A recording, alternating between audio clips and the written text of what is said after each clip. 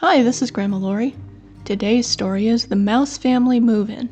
"Papa, I love our new house," said Alice, the youngest of the mouse family. They were just moving from the city into the suburbs. "Which is my room?" Stanley asked. He wanted to get down to business.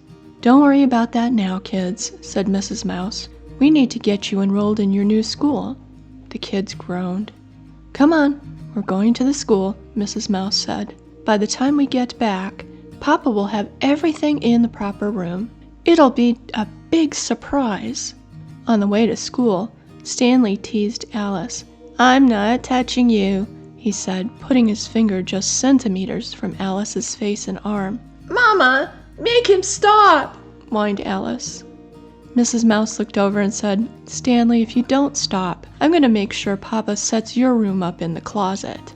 Stanley looked surprised. "No, please, Mama. Not that."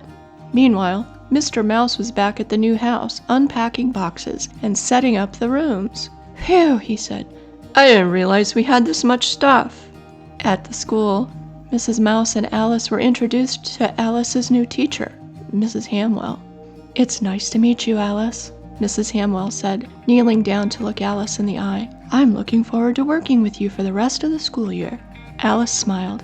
"Me too, thank you." Alice really liked Mrs. Hamwell. She was so nice and she smelled really good. "So, young man, what do you want to be when you grow up?" asked Mr. McGuire. "I'd like to be a teacher," was Stanley's reply. Mr. McGuire was surprised. Most of his students wanted to be professional athletes, firemen, or dancers. "That's very commendable, Stanley," said Mr. McGuire. "Maybe we can use that in class."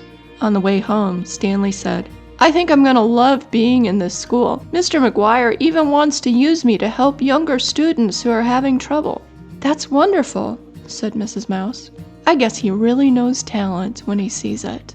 Stanley beamed. When they arrived home, they found all the boxes had been moved from the living room. It looked like home.